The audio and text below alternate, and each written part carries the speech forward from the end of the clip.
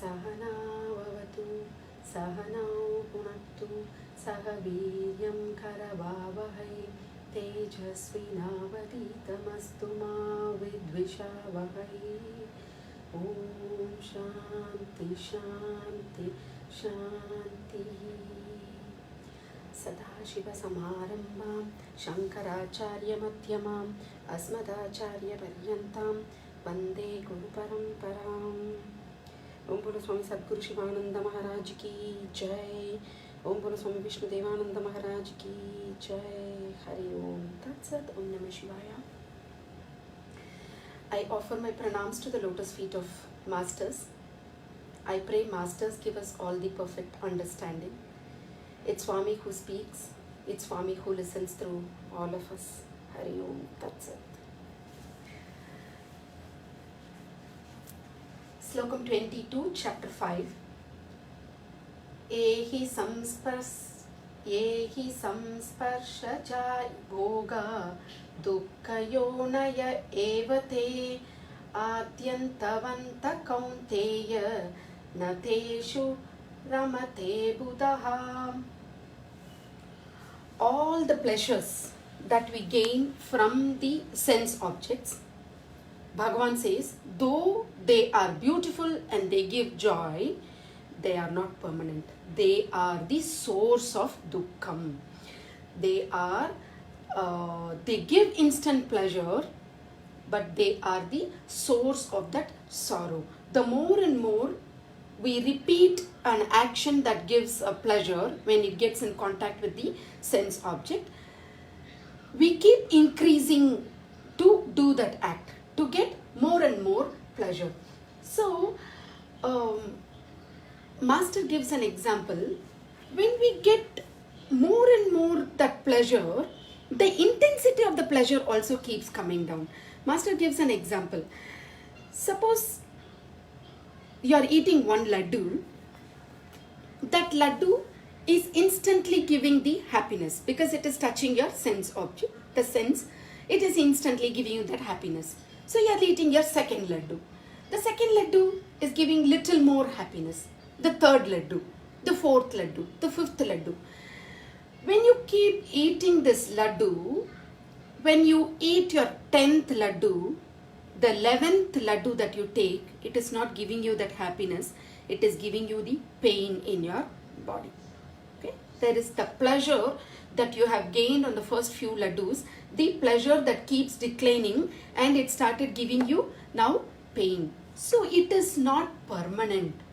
The pleasure that you had after starting the first laddu, because it was not there, it was not there before, and the pleasure that you do not have at the end, what that shows, it doesn't have a beginning and at the end. So it is not giving you the permanent happiness. It is adya antavantaha. There is no beginning, there is no end to such pleasures which are gained from the sense object. So Bhagavan says, bhoga dukkayonaya evate. They are the very source of the sorrow. They create attachment, they create addiction in us, and then more and more we want to get into that, we go outward.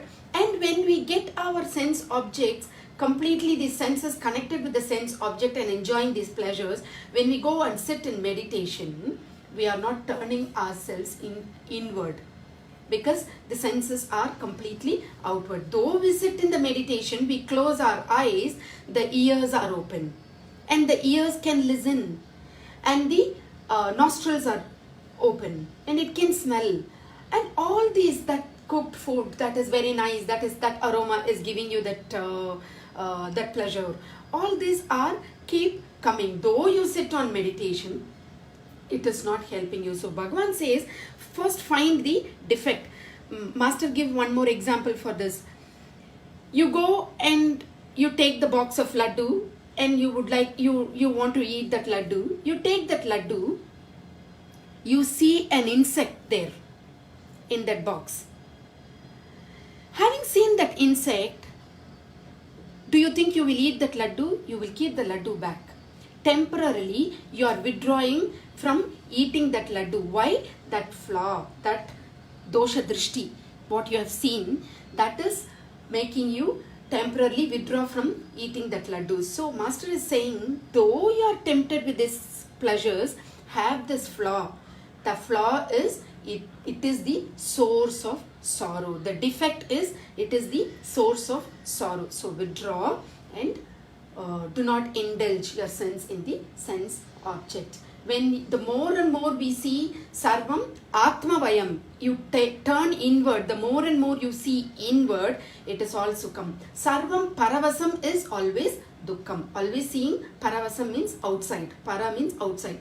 When your sense objects are onto the outside, it's always dukkam, because adhyantavantaha, there is no beginning and there is no end to it. All that it appears is, it is just an appearance, illusion that can give you pleasure, that is only temporary. All these that you gain through the sense objects, it could be temporary objects, or it could be temporary relationship, or temporary situations, temporary body. It's all not permanent, it's all temporary. So Buddha, a wise person, Ramate, he is not, he do not take delight in all these sensory objects. Slokam number 23. Shaknoti haiva yaf sodum praksharira vimokshanat kama krododbhavam vegam sayukta sasukhi naraha. A person who has learned to bear all these disturbance, forbearance, who has learned to bear, who has learned to accept all these disturbance. Saknoti means accepting. Who learned to bear all this disturbance, not coming under the way of this kama and krodha.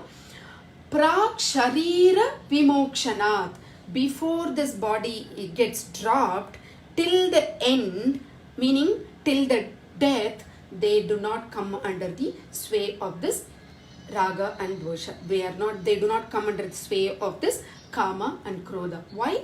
They have developed the bearing all these disturbances. When that happens, then Bhagavan says that, you are all the time, such person is all the time in sukha. Why? He has learned to bear this kama and krodha and not getting under the sway of this kama and krodha. Adi Shankara in his commentary says, when we gain a pleasure from an object,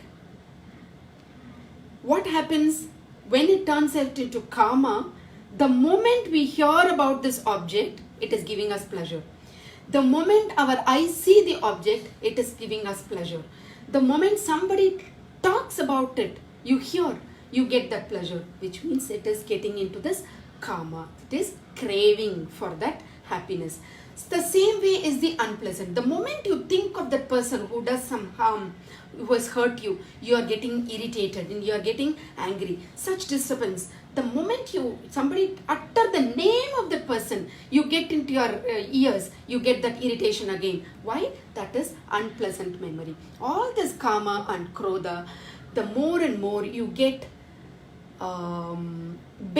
you bear all these disturbances, then you are yuktaha. You are getting into that balanced person. Such balanced person, whatever the agitation, it could be out of pleasant or unpleasant, whatever the agitation, when he is balanced, then yuktaha, he is a real happy person. When such agitation comes, what can we do? We can keep chanting Bhagavan's Nama. Or just when such agitation comes, keep chanting Om Namo Narayanaya. Keep chanting, keep chanting, keep chanting. That gets subsided. And get into satsang. Listen to some scriptures. Do japa. All these will reduce that agitation. Slokam number 24. Yontas sukontara ramaha tatantar jyotir revayaha Sayogi Brahma Nirvanam Brahma Bhutodi Gacchati.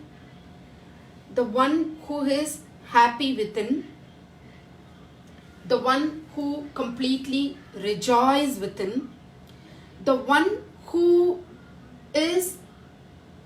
illumines with the inner light, that yogi is Brahma Nirvanam. He is liberated from the material existence. Yontaha Sukhaha. He derives happiness in his own self. What are the three things he says? Anta Sukhaha. Happy within completely. Antararamaha. Rejoice within himself.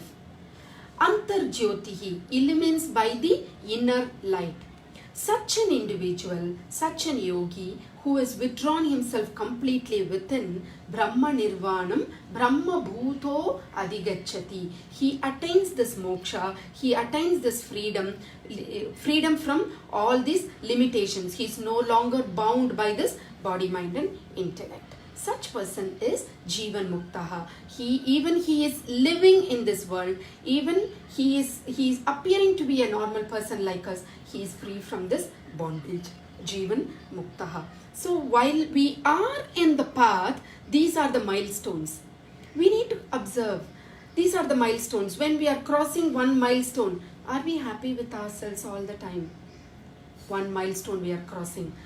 Are we enjoying deep within milestone? That light that is inside us, is it giving that inner light? One more milestone we are crossing. These are the signals that we are getting into the right path, Brahma Nirvanam. Once we get into that, these are the milestones. When we keep crossing these milestones, Brahma Nirvanam, we are attaining that moksha. Slokam number 25. Labhante Brahma Nirvanam Rishayaha Kshina Kalmashaha Chinnadveta Yatatmanaha Sarvabhuta Hiterataha. Rishihi, holy person, one who has seen the truth, one who has seen that reality. In English we can call it as seer, one who is the seer of the self. He is called Rishihi, Rishayaha. Brahma Nirvana Rishayaha Kshina Kalmashaha Chinnadveta Yatatmanaha Sarvabhuta Hiterataha. Brahma Nirvanam. Nirvanam Rishayaha. One where for one all these disturbances is completely ended. There is no disturbance. No disturbance is raising. All that desires, everything, no more vasanas, completely in a nirvana status. Such person is Brahma Nirvana. He is experiencing that Brahman. Yatatmanaha. He is self-controlled. Sarvabhuta Hitaretaha. No more indulging in any of the thoughts. He is no longer feeling this body level. All under self-control. And at the body level, everything is under control. At the intellectual level, he has already got that understanding. We have seen yesterday also. For intellect, it's always knowledge. When you give that intellect is always partial to the knowledge. When he knows the truth, now he is accepted. Then that intellectual continues to contemplate on the higher. So Sarva Bhuta Hita Redaha. In doing that things which are what these sages will do, they will always do things that are beneficial to all the living beings. Whatever is the living being, plant, animal or human being. Animal kingdom or plant kingdom or human being, there is no distinction, no caste, creed, nothing. All these are samadrishti. And for this, such a rishi, a holy person whose vasanas are completely exhausted, they labante, they achieve, they gain Brahma Nirvanam, which means liberation from the material existence. Slokam number 26. Kama Krodha Viyuktanam Yatinam Yata Chetasam Abhito Brahma Nirvanam Vartate viditatmanam. We have seen in the previous chapters, this Kama and Krodha, they are associated. They are associated. They are the cause. They are the reason for the papam. The Kama, when it is not fulfilled, what is happening? That energy, it is getting converted into Krodham. And when it is fulfilled, what is happening? The Lobha, the more desire. And when you get that more desire, there is a comparison that comes. Then you compare yourself with the other person who is having such desire and such output. What is that he has? Oh, he's having more than me. Then jealousy comes. Oh, he's having only less, I have more. Pride comes. All these are the results of Kama and Krodha. They are associated. Kama Krodha Viyuktanam Yatinam Yatachetasam. The realized persons, they have dropped this Kama and Krodha. This cannot be dropped by suppressing. By effort only we cannot stop this Kama and Krodha. By through effort, if you stop this Kama and Krodha, struggling and forcing, torturing your body and mind, by preventing from achieving that pleasure, what are we doing? We are suppressing, and that will be only a temporary suppression. That is only a temporary upayam which will not help us for the permanent blissful state. When you temporarily suppress it, it will again come back. So how do we eliminate this? We can eliminate this Kamam and Krodham only by the right understanding, right wisdom. When the water is flowing, when we go and look at our face, we will not be able to see our face. When the water becomes still, then we can see our face. Once we see our face clearly, then we are happy. We know how our face looks. And then permanently you are happy because you know now the truth, how your face looks. Until that water gets still, you have to get into the right wisdom, right understanding through proper teacher. So a Jivan Mukti is one who is with the existence of this body, he is free from this bondage. No bandham is there for that Jivan Mukti. Videha Mukti, even after this body falls off, he gets into the final state. And all these are through Dhyana Yoga. So we have to cross various stages on this sadhana to control our mind, to control this, to drop this Kama and Krodha. What are the various sadhanas? Shravanam, Mananam, which are on the outer. Shravanam is you go to a teacher and you listen to all the scriptures, or you turn a book, scriptures, and you read and understand. Mananam, you are contemplating. These two are outer. When you get this, then your mind is more and more calm, purity. You are ready, you are fit for that dhyanam, which is turning towards inward. When you listen to the teacher, when you read the scriptures, when you do the japa, all that are only concentration. That concentration is not meditation. Concentration cannot be misunderstood for meditation. The concentration helps. Concentration takes you, direct us to the meditation. Suppose when we are walking on the road, there is a truck that is coming opposite. Okay, we know through knowledge that truck might hurt you, hurt your body and mind. So you take a deviation, you turn and you go on the other side. When you just keep chanting japa and you keep going, what will happen? It will not help you, right? Through proper knowledge, that only gives you the understanding that there is a knowledge that the truck is capable of hurting you. That knowledge will help you to take direction. So all this knowledge, understanding, everything helps you for our concentration, and that concentration leads us to the meditation path, and this meditation dhyana yoga finally gets us into the final realization state. Slokam number 27 and 28 are taken together. Sparshan kritva bahirbahyam chakshuhu chaivantare bhruvoho pranapanau samau kritva nasabhyantaracharinau yathendriyamano buddhihi munirmokshaparayanah vikatescha Yasada mukta eva saha. Bhagavan is slowly, Lord Krishna is directing us into meditation. The sloka talks about meditation. Shutting all our thoughts from the external enjoyment. Sparshan kritva bahir bahyam.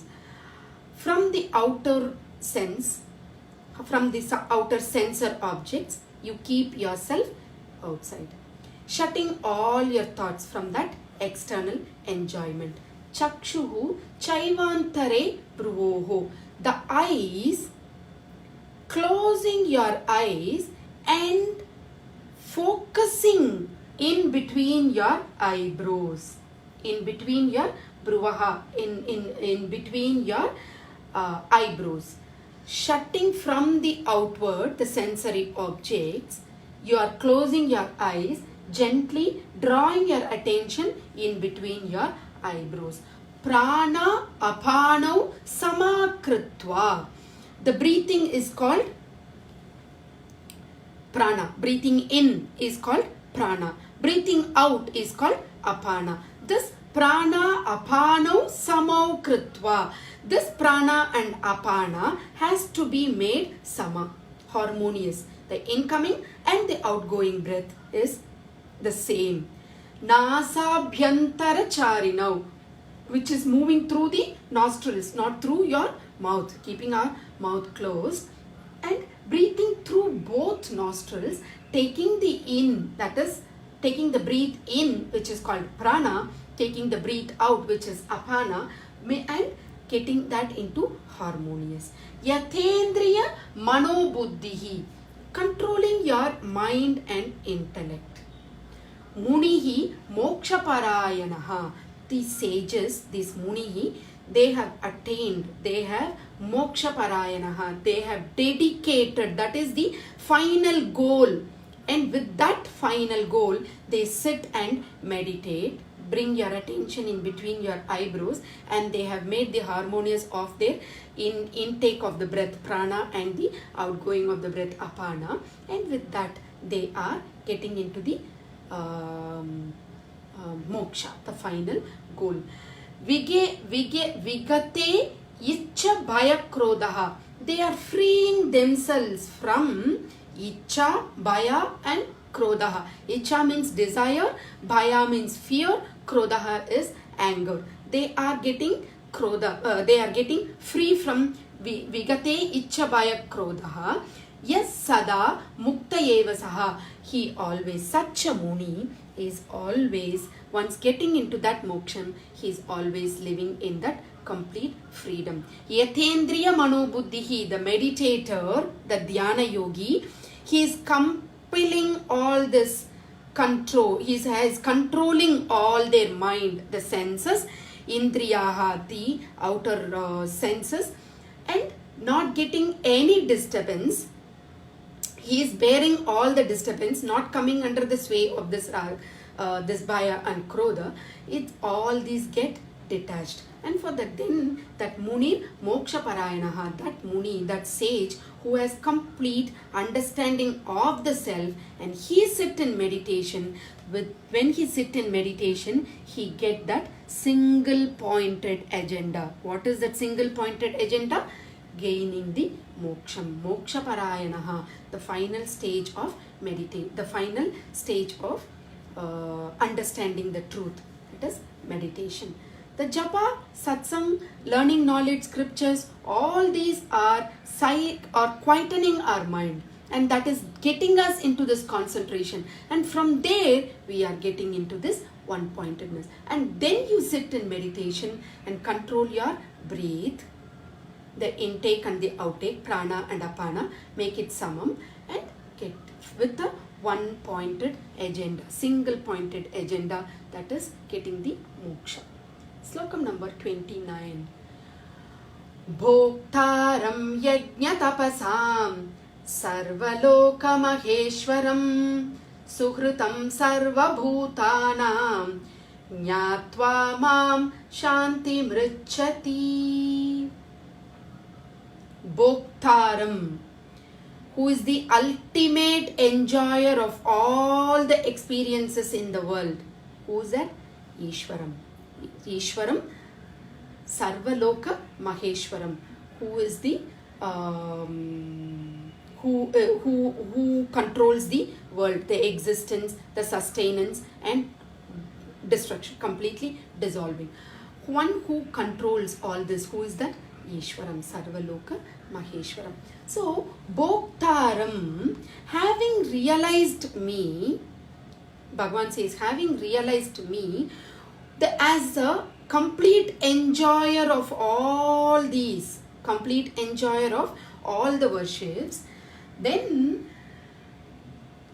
how do we say,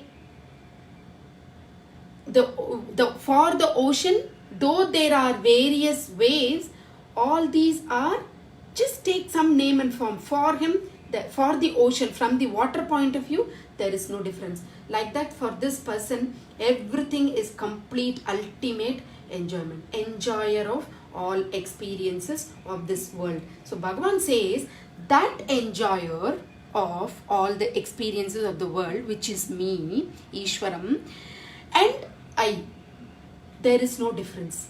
This I and that Ishvara are completely one and the same. Shivoham, I am that Shiva. That Shiva is no longer different. He is not outward, he is inward. Suhrutam Sarva Bhutanam. Suhrutam, he is the selfless, he is the best friend. Suhrutam means friend, best selfless friend, not expecting anything in return. Keep that Ishvara as your best friend, who is a friend of Sarva Bhutanam. He is a friend for all the living beings. So for you also, he is the permanent best friend. Nyatva mam. In that state of meditation, you realize that self, the self who is the the I and the complete enjoyer of the universe, the Ishwaram. I and that Ishvara are one and the same. When you get that stage, Shanti Mrichati, he attains complete peace. When you sit in meditation, having purifying your mind, you get into this blissful state. So what are the path? The path of meditation, first is Karma Yoga. Through Karma Yoga, selfless work, non-attachment to the result. We have studied all the process and techniques for this Karma Yoga. Through Karma Yoga, we gain the purity of the mind. And with that purity of the mind, we get into Jnana Yoga, which is path of knowledge. That knowledge will make us understand that I am not the doer. Once you get that understanding, then you are into Karma Sannyasi. When you get into this Karma Sannyasi, that leads you to the path of meditation. When you get into that meditation, you realize me in yourself. And I and the Ishvara is no different. I am that Sat Chit Ananda. And that realization can happen only on this meditation. To get into this meditation, we have to follow all this process. With this, we come to the end of chapter 5. Chapter 6 is completely dedicated to meditation. Bhagavan Krishna is explaining all the nuances of meditation, how to sit, what to do, what not to do. Every details of this meditation is clearly explained in chapter 6 through various verses. So we'll see all of them in chapter 6 from Monday.